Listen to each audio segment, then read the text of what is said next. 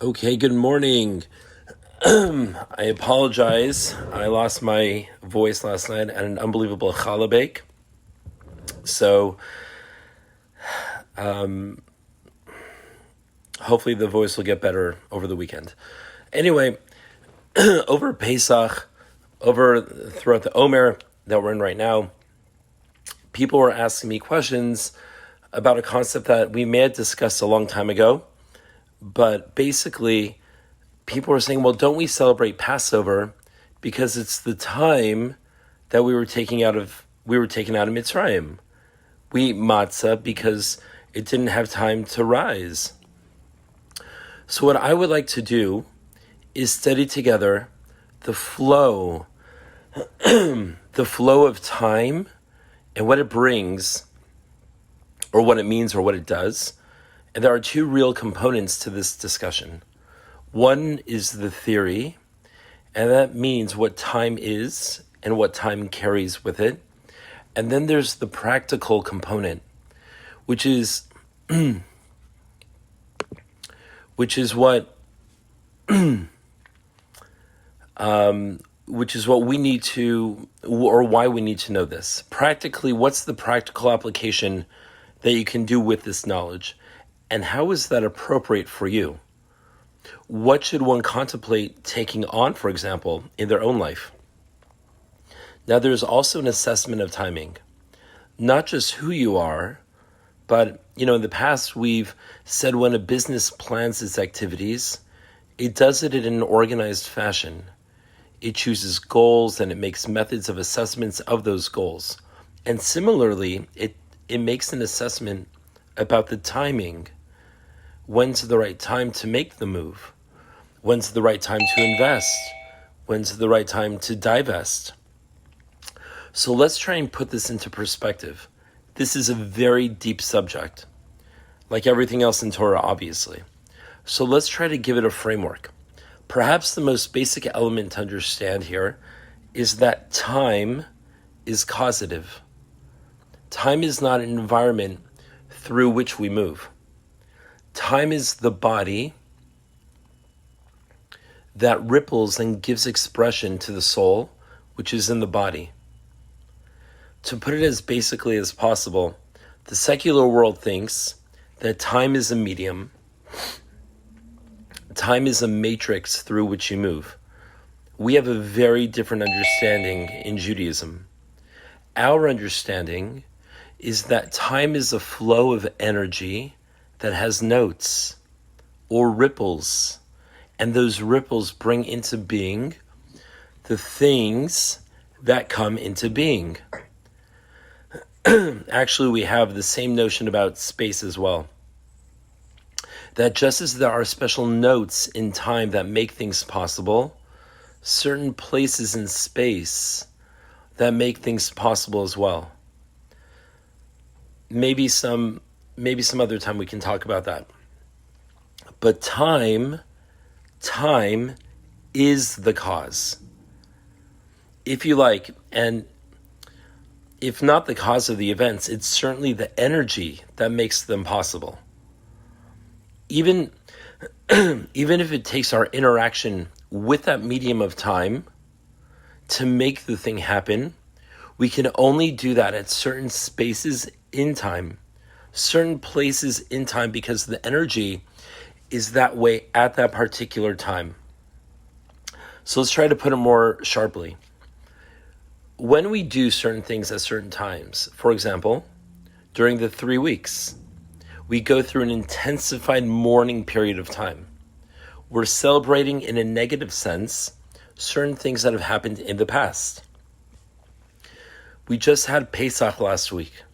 When we went through Pesach, or when we go through Pesach, and we celebrate the idea of freedom, and we live it, we relive it, that's what is current at that time. The secular notion of why we do it at that time, why we do it then, is because that's when the thing happened. That's what they call an anniversary. The anniversary of something is when the time rolls around, so we remember the event because it happened at that time. Why do we celebrate Pesach in the springtime, when do we do exactly then? Why do we do that? Because that's when the exodus from Egypt happened. Since that's the time we left, it's the time we celebrate. So you look forward to, or maybe you don't look forward to, your birthday. And we celebrate. Why? Because something very special happened at that time. And therefore, when the time comes back again, it brings back a reminder, a re-energizing of that consciousness. And so you relive that time. That is not a Jewish idea at all. Not at all. It's completely sentimental, and it's got nothing to do with Judaism. The Jewish idea is not that we celebrate this event now because it took place back then. Our idea is that it took place then because that is, capital I, capital S, that is the time. Our concept is that Pesach happens when it happens during the year because that's the time of the year that makes it possible.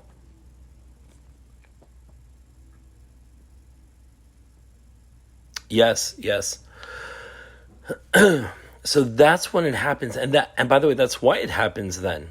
We didn't go out of Egypt at that time as it happens, and so we celebrate it again now.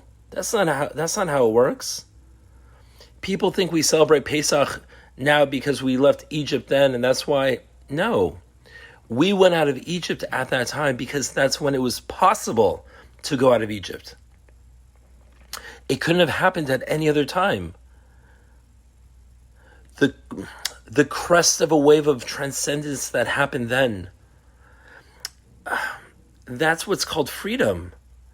That happens in the world at the time of the year. That's when it happens. It's at that time of the year. And we rode that wave that was going anyway at that time. So let me give you one or two practical examples. Pesach, for example, happens in the spring. What do we do on Pesach? We eat matzah, we make a Pesach Seder, because of commemoration of the exodus from Egypt. Everyone knows that. Everyone knows. But if you look in our sources, you'll notice that when Abraham was living in the desert, many generations before there was a Jewish nation, he was obviously the precursor, the father of the Jewish people. Centuries before and generations before what was a Jewish people, he ate matzah on Pesach. In fact, our sources are very clear that when the three angels came to meet him, they came to visit him, he hosted them, he fed them matzah because it was Pesach. Now that requires understanding. Abraham fed them matzah on Pesach. We eat matzah because we went out of Egypt and there was no time for the bread to rise. That's what everybody knows, or at least that's what we all learned in first grade.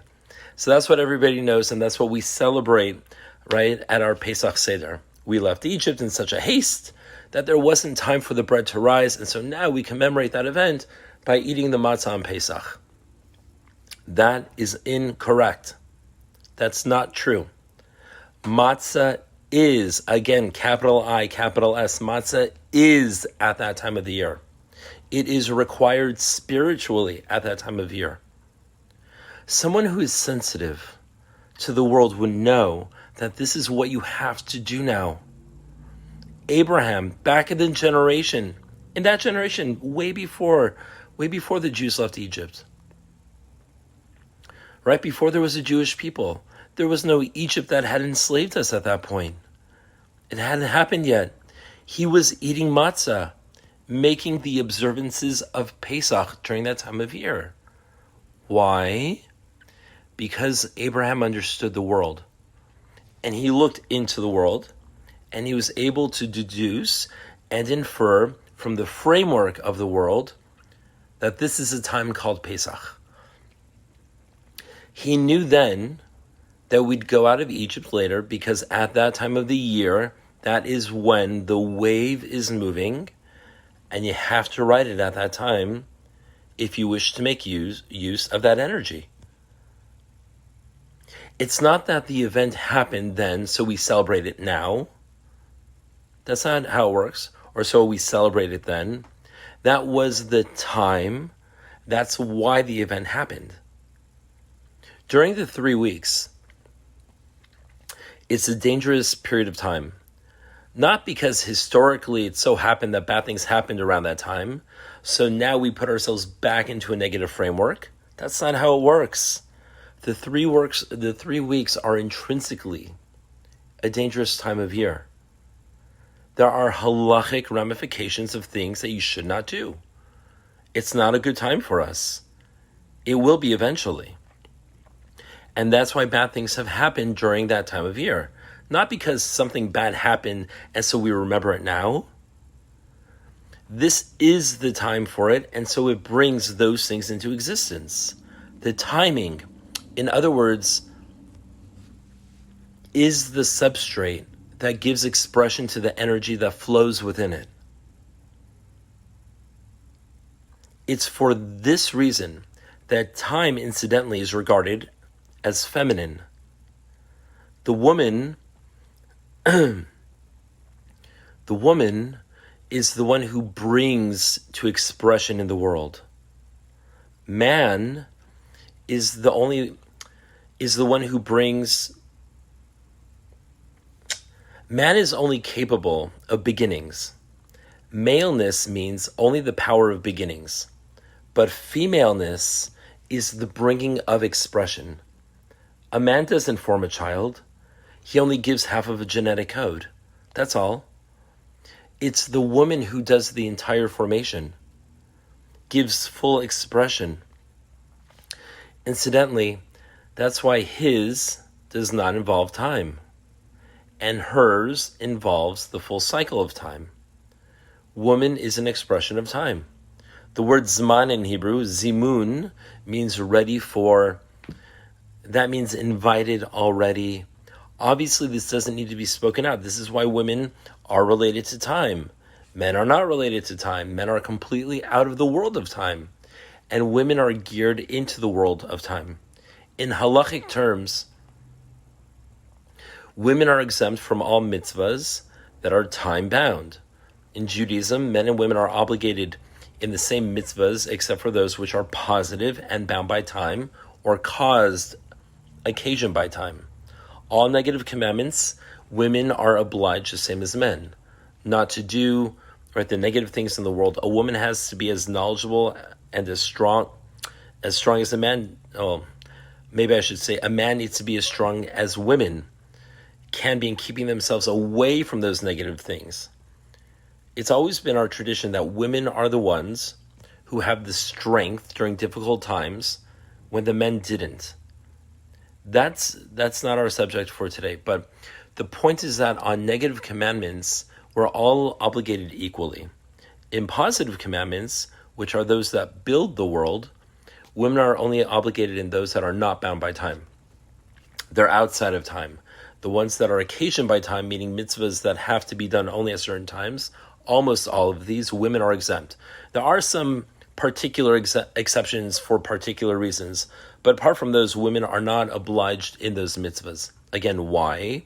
The conventional reason is that women have obligations. You can't oblige a woman to do a certain thing at a certain time because she has to take care of her children, right? She has to be responsible for the family.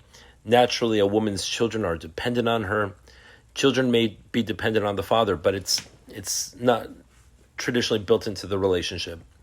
She nurtures, she suckles, and she's beholden to those who are dependent on her. And therefore, you cannot oblige her to a certain time. So that is not a spiritual explanation whatsoever. It may be a practical, it may be true, it may be wise, but the essence is that a woman is not obliged in time-bound mitzvahs because she's already locked into time. That's right, Myrna, yes. So women are not obligated in those mitzvahs, right? A mitzvah is a homework exercise in self-development. A mitzvah is a personal exercise in growth. A mitzvah is a building of that part of your neshama that hasn't been built yet. That's why we do it. The word mitzvah, again, means that which bonds you into a togetherness. The word mitzvah in Hebrew doesn't mean commandment. We translate it as commandment. It has that connotation, but the root of the word mitzvah in Hebrew, right, b'tzavta tzavta chad in Aramaic means in one bond. And in modern Hebrew, it's tzevet, which is exactly the same word, which means a crew or a team. It means people who operate as one. People who operate as one. Different people operate as one. Mitzvah means it bonds you into a higher world. You obviously need to be bonded into where you're not naturally bonded. So you do the exercise of bonding yourself in. But a woman is already bonded into that world. She doesn't need that. She already has it. Of course, she can do the mitzvahs if she wants to, and she gets a reward for them. But she doesn't get nearly as much reward as a man, because she doesn't have to put the effort in like a man, because she already has the natural talent that men naturally don't have. Remember, the Gemara says the reward in the next world is commensurate with the effort, not the results, the effort. Anyway, so you see it in practice every day. Prayer, for example. Women have an obligation to pray every day. Right, Myrna, going off of what you said. Women have an obligation to pray every day. But they're not time-bound like men are. A man has to daven at certain fixed times 3 times a day. A woman has to connect with Hashem at some stage at a certain way at any time during the day. And the fact is, women do it. Women who know about it do it. They find time during the day and they get it done. But if you told a man to just find any time during the day to fit it in, for sure, no question, what would happen is he would wait for the last minute. He would be scrambling around and it just may not get done. So there's a certain connection that women have with time, and that's why a woman's body cycles with time.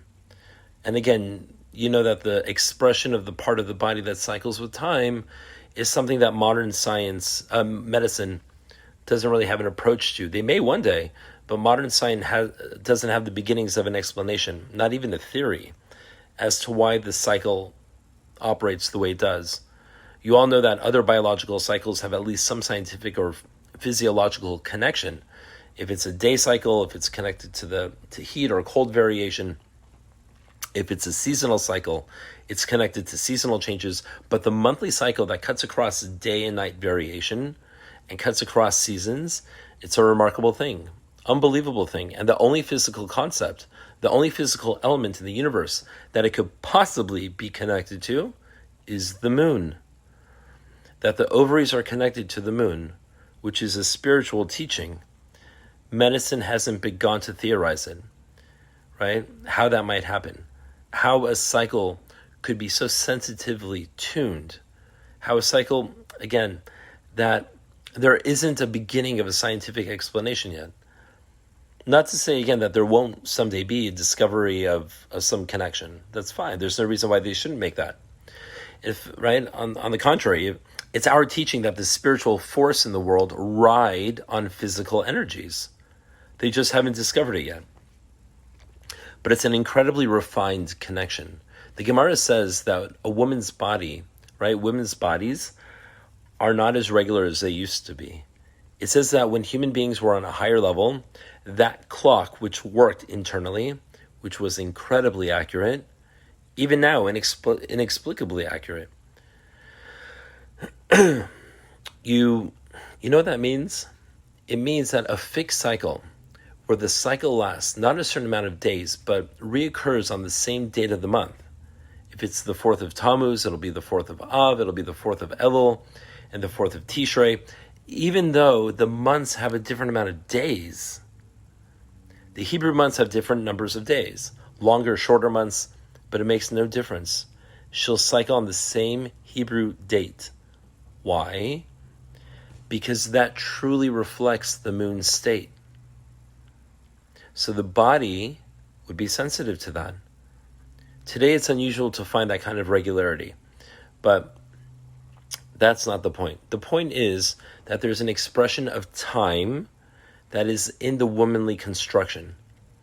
And that's why time is considered to be the vessel for the mode of expression. The vessel that gives expression to the light in the higher world. Space is the same thing, just on another plane. Our teaching is that the world has 3 dimensions. What's called Ashan, whatever that means. But the 3 letters of Ashan stand for Olam, Shana, and Nefesh. Olam means the world of space. Shana means the world of time. And Nefesh means the world of the human spirit. So those are 3 completely separate dimensions. A human soul doesn't fit into either of those categories. It operates within them. So time is the vessel which gives expression to the energies that flow through it, and it brings them to the fore. And one has to be sensitive to that so that one could ride that energy. You need to know, if you're a surfer and you want to get up on the board, right, at the time that a wave is not there, what's going to happen? You're not going to make much progress. It doesn't work that way, right? That's why God created surfing, to teach you this spiritual lesson. So like all the rest of physicality, but when there's a wave that's rising, that's the time for you to rise up and have that wave carry you into shore. Time is a sequence of waves, each of them coming when it does and doing what it does. And the senses of the soul, right? The sense of the soul is utilizing that energy. Again, women are much more sensitive than men are. Rosh Chodesh, for example, it's a special Yom Tov for women. They should observe it and do spiritual things on that day. We should all take notice. There's a tradition to wear your Shabbat clothing. Rosh Chodesh is a special gift given to women because they have that special intrinsic connection with time. And therefore, the celebration of the month itself, the idea of month, which is Chodesh in Hebrew, which obviously Chadash means a newness, it's that constant rejuvenation, which is what the moon represents. As opposed to the solar calendar, which is the non-Jewish calendar, the solar calendar we call Shana. Shana means the year. Shana in Hebrew means a repetition. It means the same thing again and again and again. It's a repetition. And Chodesh is exactly the opposite. It means it's not the repetition of the same thing. It means it's a new thing that's born each and every single month. So it's a radically different idea. There's a point of connection, which is why we make the calendars connect each year. Again, that's another subject for another time where our 2 worlds meet. But the point is that our world is the world of rejuvenation that happens every month. That's what a month is. That's why Chodesh and Chadash are the same. Now, if this is true,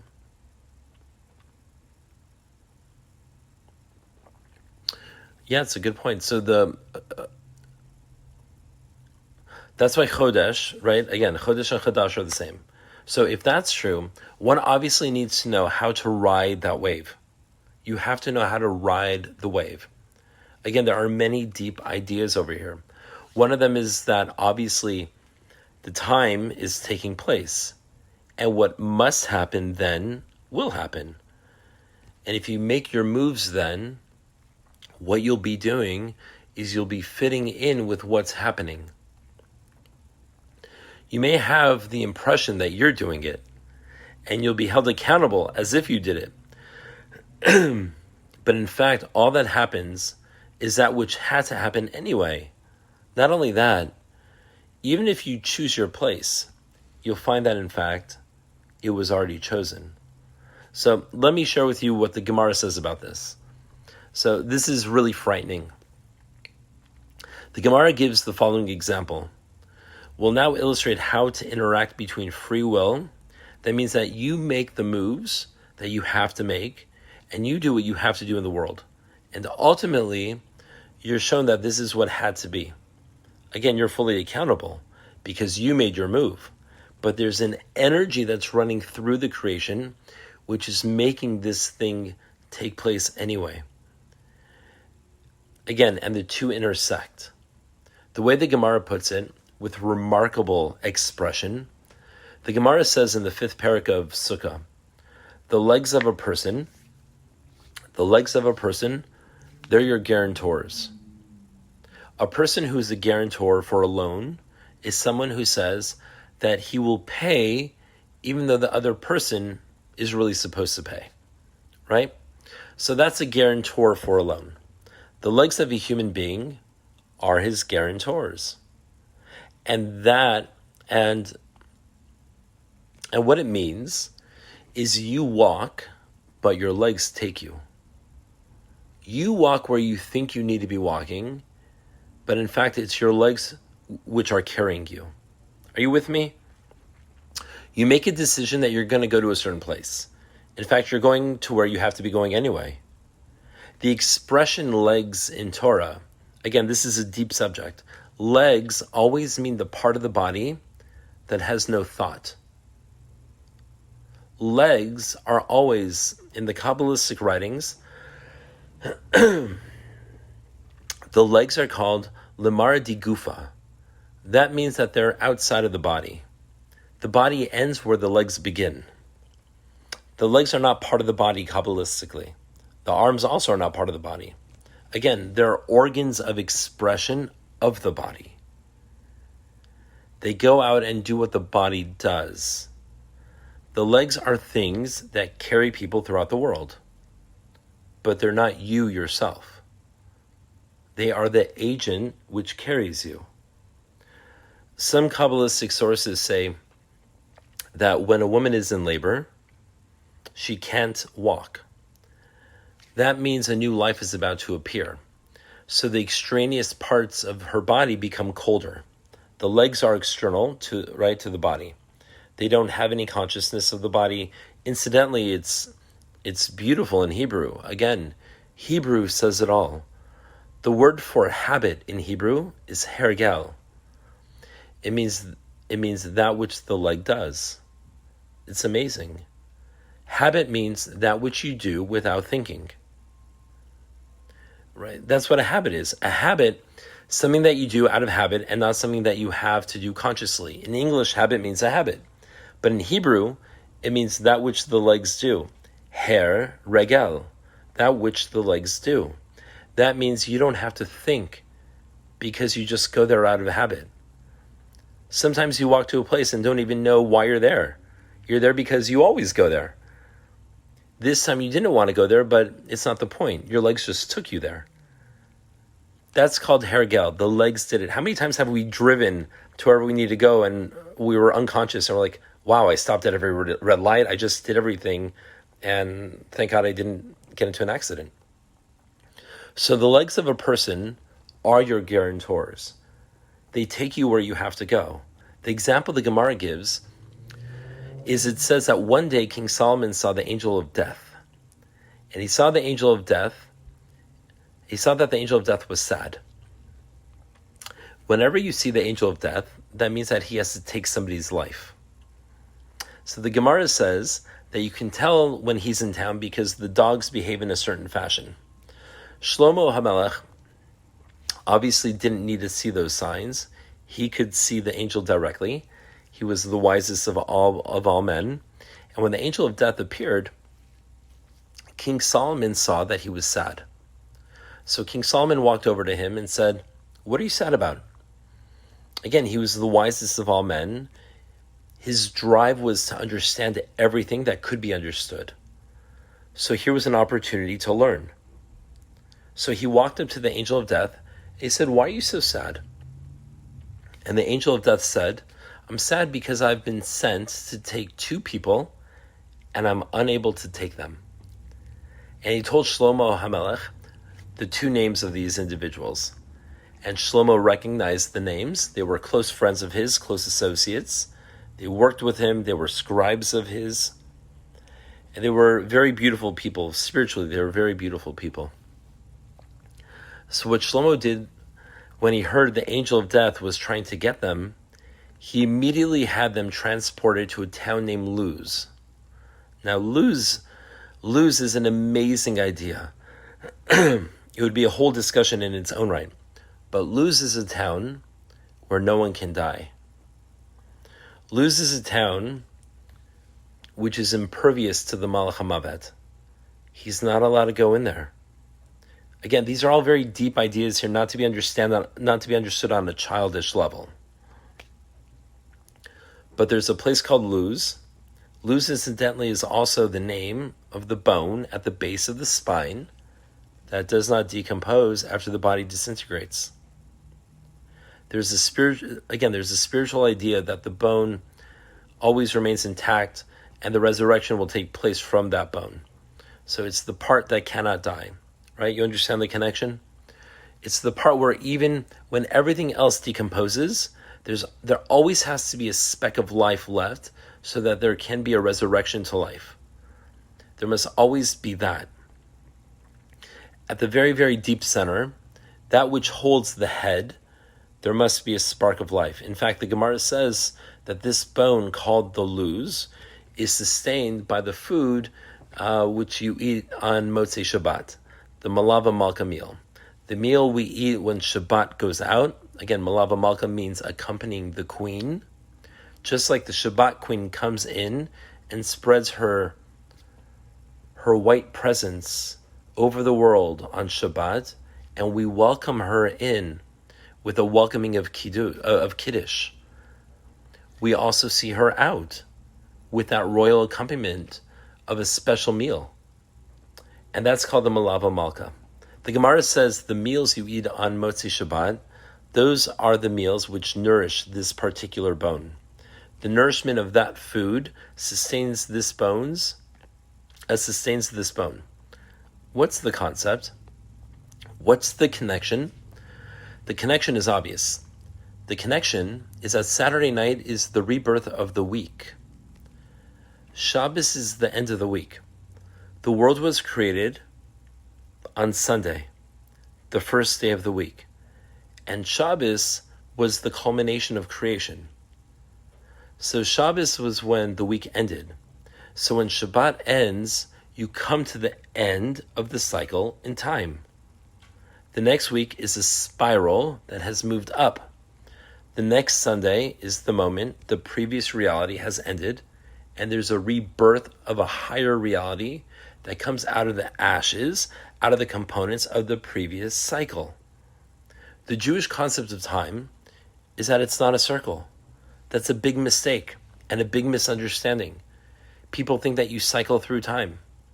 Time is not a circle that you revisit places that you were at before. You revisit the place higher than you were before, at the same point. It's a spiral. Again, that's why we said during Havdalah we use wine. In everything in Judaism we use wine from the chol from the mundane to the holiness. We always go up in Kedusha over wine. And Havdalah, we go from Shabbat to the weekday over wine.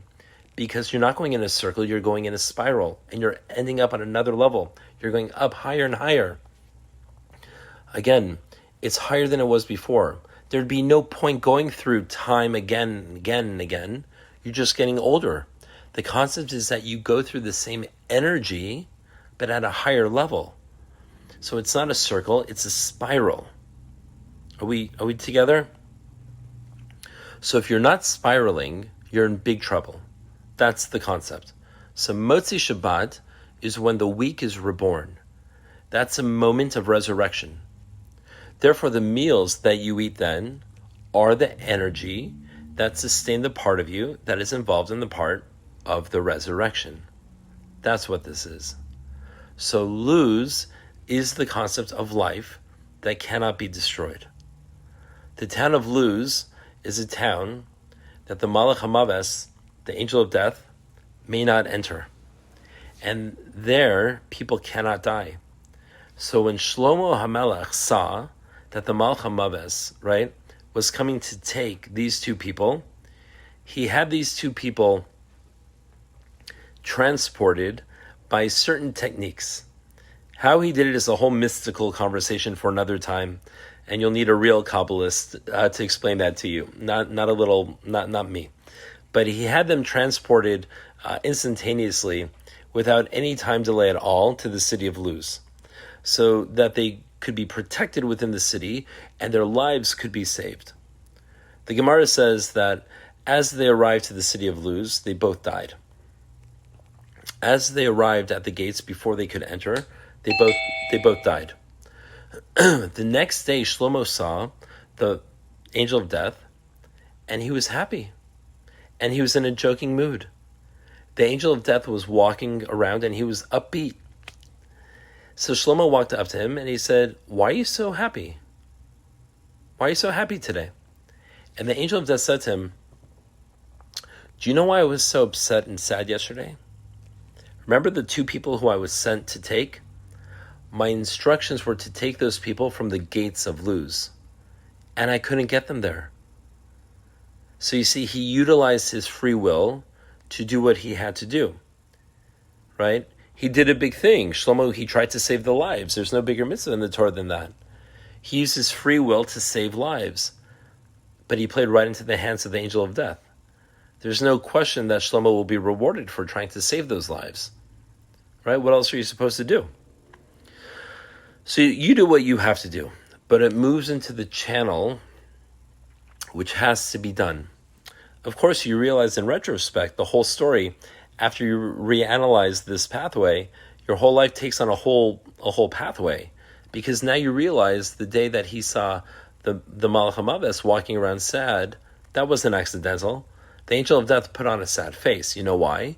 Because he knew that he had to get those 2 people to the gates of Luz, and he knew that it had to get done, right? Somehow. How is he going to do it? He decided to use Shlomo, and all he had to do was appear in front of him and look sad. That's all he had to do. And he knew that he would take care of the rest for him. Shlomo was being used from the beginning to the end. But he did what he had to do. He couldn't have known what was actually happening. The Gemara says when a person has to die, life cannot be prolonged. It can be shortened. That's for sure. Death can be brought closer and sooner than it should be, because humans are extremely dangerous. But death can never be delayed. The Gemara says that when the time comes that's been allotted, that's an absolute fixed point. No matter what has been constructed, no matter how bizarre the circumstances, it'll happen then. Now, you do what you have to do. What happens is what has to happen. You know, in the Torah portion of Maseh, can we handle a digression for a couple of minutes, please? The parsha over there begins like this. Think this theme through. The parsha says, these are the goings out of their traveling, and these are the travelings of their goings out. Look up the first couple of verses in that parsha. It talks about the Jews traveling in the desert, which is really the prototype of all Jewish journeys. The concept of the parsha, again, is number of stages the Jewish people visited through their travels in the desert, which is like the metaphor for all spiritual journeys. Going from Egypt to Israel, which is the concept of spiritual aliyah, and when it describes their journey, which is really describing all spiritual pathways, it says that these are their going out and their travelings. And then it reverses it. These are their travelings and their goings out. So what does that mean? The Torah doesn't repeat any words. So the Rosh Yeshiva of Gateshead used to say, when you go out on a journey, you're going to a place where you have to be. You don't know that. You don't know that. You think you're going to the place where you think you're going, but you aren't going there at all. You're going to the place where you have to be. You set out for that purpose, but that isn't where you're going necessarily. Only after you get there do you have to look back and see why you left. And that isn't, again, potentially what it is that you thought for. Let me give you an example. I'm not sure I'm being clear. Here's an example. Rav Gifter was one of the Torah greats. He was the Rosh Yeshiva of Telz Yeshiva in Cleveland. and he went to a wedding in Baltimore. So he had to travel from Cleveland to Baltimore to the wedding of this young man who was part of his yeshiva. So a group of people from the yeshiva all went together, including Rav Gifter. So they had to make a connection someplace. The plane stopped in some small place, and they were waiting for their connecting flight to take them to Baltimore. As it happened, the connection was late. It was so late that by the time the plane would have arrived in Baltimore, they would have missed the wedding completely. So now there's no point in even going to Baltimore. So now they had to wait for the next plane back to Cleveland. So of course they tried to do the mitzvah of going to the wedding, so that of course they'll receive the reward, of course. But while they were waiting for the next plane back to Cleveland, the sun was going down. So it was time to daven mincha, right, the afternoon prayer. So they wanted a private place in the airport where they could concentrate and daven properly. They found a janitor with a bunch of keys and asked, "Do you think that you could find us a private place where we could daven mincha?" And he said, "Sure." So he walked them across the airport and he unlocked a room, and the minyan walked in and they all davened mincha. And at the end of mincha, as they're all getting ready to leave, the janitor, who was at the back of the room, who was waiting the whole time, approached one of the young men at the back of the group, and he said to him in a very hesitant voice, "Do you think that you could help me say Kaddish?" And the young man said, "Sure." So word for word, he said Kaddish. After this happened, Rav Gifter went up to the janitor, and he said to him, "I see that you're saying Kaddish for somebody. Did someone die?" And the janitor said, "Yeah, my father died 3 days ago. And last night he came to me in a dream, and he said to me, 'Son, I want you to say Kaddish for me.' And the janitor said, 'Dad, you never taught me how to do that. You raised me secular. Where do I find a minyan to do that?' And he said, 'My father said, don't worry about the minyan. It'll find you.'" That's some minyan. What happened? They went on a journey thinking that they were going someplace. But that's not where they were going. They thought they were going to participate in the midst of going to a wedding in Baltimore. And they ended up helping a Jew say Kaddish in the middle of nowhere. That's what happened. The Gemara says that Moshe was standing at the mountain and God was speaking to him. Moshe said to God, "Show me your glory." He wanted deeply to see more of Hashem's presence. The commentaries say he felt it was an Eitz Ratzon. It was a time when you could ask of these things. It was a time when Hashem was revealing certain things to him. And this is a spiritual message, by the way. It's not ungrateful. God gave you a gift. You thank him, and now you ask for more. That's our job. Always ask for more. The gift is for your benefit, to help elevate yourself, to help you rise. He gives you a gift, say thank you, and now you ask for more. You don't say thanks and walk away. So when Hashem showed him what he was showing him, Moshe wanted to see more, like a spiritually great person always does. So Moshe said, "Show me more." And Hashem said, "No. You can't see more. A human while alive cannot see more of me." The Gemara says that Moshe said back to Hashem, "But when I was here once before, you offered to show me more." Think about that. You have to have a certain amount of chutzpah to say that back to God. But if you want to be right, if you want spiritual wisdom, you got to seek it. The opportunity will be there. The teacher will be sent to you. But you have to be asking. The way the Kabbalists put it is like this. The outflow is no problem. The problem is, where's your vessel? The flow is always pouring down. That's never a problem. The question is, do you have the vessel to hold it? The light is always shining. The question is, where's the vessel for the light to shine into? So Moshe turned to Hashem and said, you offered to show me more of yourself when I stood on this site all that long time ago. Remember when Moshe first had the vision of right at the bush that was burning? It was a long time before that. Hashem said, take off your shoe and come closer. It says Moshe was afraid to look. This is, again, the presence of Hashem himself.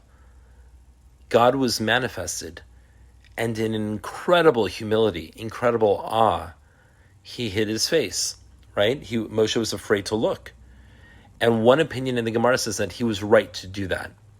He had the right state of awe and was afraid to look at the divine presence. So Moshe looked away. So when he said, no, Moshe, you cannot see anymore, Moshe said back to Hashem, but once you offered to show me more, I was standing in this spot and you offered to show me more. The Gemara records the most amazing words. Then when I wanted, you didn't want. Now you want, and I don't want. The commentaries say that it's not a punishment. That was the time. That was the time. Can't do it now. Now's not the time. The wave isn't there right now to be ridden. That was your opportunity. The verse says in Shir HaShirim, my beloved not, but I was in bed. I washed my feet. I was already in bed. So I said to myself, should I soil myself? Should I go and open it? No. And then later on, I said, of course I should. And I ran to open the door. But he was already gone. He was gone. There's a knock at the door. There's times in life when there's a certain knock at your door. Open that door. You think that they're going to keep knocking until you decide to get up? You can't force it either. The timing is very important. The Bnei Ephraim wanted to go out of Egypt, and they miscalculated the time. They wanted to go out early. They said, this is the time to leave. They miscalculated, and Moshe said to them, no, you're wrong. This is not the time. And they forced their way out, and they were decimated. They tried to force their will and force something to happen at an improper time. You can't do that. You have to wait for the right time. But when that time arrives, you best not miss it. Rav Chaim Vital writes about the Ari, the great Kabbalistic master, the Arizal. One Friday afternoon, they went to greet Shabbat. The custom was Lecha Dodi, let's go out and greet the bride. The custom then was to go. Right? Today we don't do it. Today we echo that by turning to face the door. So we turn during Boi Kala, we turn to the door to greet her. But they used to go out to the fields to greet her. Beautiful idea, right? You can't wait for her to come to you, so you go to her. It's a beautiful idea. But if you wait for something beautiful to come to you, who knows if it's going to come? Things that live in the world of holiness, you have to go out toward them when they're coming. No use going out when they aren't coming, but you have to go out. You have to show that you want it. What, you're just going to sit around waiting for it? So they walked out to greet the Shabbos. The sun was going down over the hills of Tzvat, and the Arizal turned to his students, and he said to them, let's go to Yerushalayim. Now, Tzvat is a long way from Yerushalayim, and the sun was on the horizon. There were maybe seconds left before Shabbos started, and they wouldn't be able to travel. And he says to his students, at that time, let's go to Yerushalayim. Seconds away from Shabbos, you're going to travel to Yerushalayim? You know what he meant? He didn't mean let's go sightseeing. Who knows what he meant? But there was a moment of electric silence in the group. And one of them said, I'm just going to inform my parents that I'm leaving with you. And the Arizal said, we just lost it. We just lost the opportunity. Now, what that means, I'm not sure. Maybe I'll call Rabbi Gaon and ask him. But Rav Chaim Vital writes about his Rebbe, the Arizal, in something called Shivchei Ari. Many personal things, and again, you're talking about one of the greatest Torah minds. The Arizal died in 1574, I think, and Rav Chaim Vital, who succeeded him, wrote down all the Kabbalistic teachings that he received from the Ari. And this today, by the way, is the main body of Kabbalistic wisdom. It's the foremost interpretation and deep insight into the Zohar, for sure. Anyway, he writes that the following incident occurred. He writes that after the Arizal died, again, he only knew him for 2 years. The Arizal came from Egypt, and he found Rav Chaim Vital in Tzvat. He learned with him, opened his eyes to the deeper wisdom, and the Arizal then died. After his death, Rav Chaim wrote this. He wrote that the Sultan of Yerushalayim, again, Jerusalem at the time was in the hands of the Muslims, the Sultan came to him and asked him to open the waters of the Gihon. That's an underground spring that flows through Yerushalayim, and it was sealed up. Again, we don't have time to go into this, but I need to tell the story in very simple terms. We're talking, again, about much deeper things here. Again, don't take every word you hear at a childish level. Yerushalayim always means there are two kinds of Yerushalayim. Jerusalem has two levels. There's the city, and there's the higher Yerushalayim. The water that flows, again, water is always a symbol of Torah. The water that flows through Yerushalayim in the lower world is a spring that flows through the whole city. But in the deeper level, we're talking about something much, much deeper than that. So the waters of the spring are being sealed. They were sealed, they were no longer able to flow. Why had they been sealed? Again, that's a long story. But briefly, many centuries ago, during the reign of one of the greatest, during the reign of the great Chizkiyahu, again, he was one of the greatest people who ever lived. He did 3 things that the sages did not approve of, and 3 things that they did approve of. And again, he hid the book of Refuahs, which is the book that concealed the healings for all illnesses. Again, he did various other things, which was a good thing that he did that, by the way, incidentally. But one of the things that he did which was not approved by the sages, was he sealed the waters of the Gihon. How and why is not for now. But he sealed the waters, and since then, they had never flown. So the Sultan knew about this, and he came to Rav Chaim, and he asked him to open the waters. Rav Chaim was very afraid, but he knew if he refused the wishes of the ruler, he'd be killed. So he had himself transported instantaneously to Damascus. Again, certain mystical techniques that I am not on the level to understand. Again, maybe Rabbi Gaon can explain that to me. But he used certain mystical techniques. He transmigrated there and never came back to Yerushalayim. Again, amazing stories about what happened over there. And again, also for another time. But the point is, he's buried there and he lived in Damascus. After he arrived to Damascus, that night he had a dream. His master, the Arizal, appeared to him in a dream. And he said to him, "What happened today?"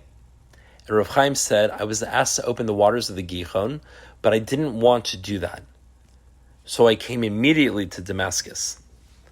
So the Arizal said to him, "Why didn't you want to open the waters to the Gihon?" Rav Chaim said, "I was afraid to use the divine names that would have been necessary in order to do that." So the Arizal said to him, "And how did you get to Damascus?" And he had no answer to that. He obviously had to use a few names too. Anyways, the Ari said to him, "Do you know that you're a Gilgul?" Again, a Gilgul basically means you're a reincarnation. You're a Gilgul of Chizkiyahu. You're a reincarnation of Chizkiyahu, who sealed up the waters. And do you know that you were sent here to the world to reopen them? He sealed them up centuries ago. He should not have done that. That was a mistake. And he was sent down to the world again in order to reopen those waters. By the way, he also says the Ari told him the Sultan was a Gilgal of Sancherim, the person who battled Chizkiyahu. So you were sent down to open the waters. You're talking about cosmic things over here. Ruchaim said, I'll go straight back tomorrow. And the Ari said to him, today was the day. You were brought down and placed there, and today was the day. It can't happen tomorrow. Message is clear, isn't it? Again, you're all smart enough to learn what it is that you're meant to do here, why you're here. This is not theoretical wisdom. Obviously, every point of Torah has a practical application. What is it that you need to do? What decisions do you have to make?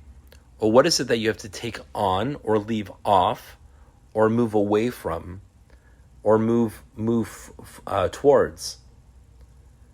But you can't afford to miss it. Let me finish with this story. A young man had the pleasure to learn under the Chavetz Chaim. Again, we're talking around 1930 or so. He went to take leave of his teacher, the Chavetz Chaim, and the Chavetz Chaim, again, he was the luminary of the generation. So this young man was leaving Yeshiva, and he was going into life to do whatever he was going to do. And he became a great rabbi in his own right as well. But as he was taking leave of his rabbi, he opened the door to see his Rabbi, and before he could say anything, the Chavetz Chaim said to him, "Are you a Kohen?" He said, "No." The Chavetz Chaim said, "I am." Again, this is not what the young man came for. He came to get a bracha, he came to get a blessing from the saintly rabbi. "Are you a Kohen?" "I'm a Kohen?" Like, what's going on over here? The Chavetz Chaim was giving him a bracha. Listen to how he did it. The Chavetz Chaim knew what this young man came for. He knew that. He said, "Do you know what that means? I'm a Kohen and you're not a Kohen. Do you know what that means? When the Messiah comes, when Mashiach comes and the temple will be rebuilt, we'll all be running. Everyone is going to run. Everyone is going to be running toward Yerushalayim. And when we get to the gates, they'll let me in, but they won't let you in. Kohanim go inside. They take off their shoes, they do the avoda, they serve Hashem directly. They're the ones who make the connection. But they won't let you in, because you're not a Kohen, you're not allowed in. You know why? Because 3,300 years ago, in the desert in Sinai, there was a critical moment in Jewish history. There was a terrible deed that needed to be done. Something had gone wrong, and a heroic action needed to take place. Jews had to go out and risk their lives and do a tremendously heroic act. They had to make war and decimate a certain faction for Hashem's honor. A very, very terrible moment. And Moshe stood up in the camp and he shouted, "Whoever is for Hashem, come to me." And instantaneously, my forefathers, the tribe of Levi, they flocked toward Moshe. And yours didn't. They hesitated. And the result is that now, on this end of history, I'm a descendant from Kohanim. And because of that, they were given the privileges. They were given the merit. They became the Kohanim to serve Hashem directly.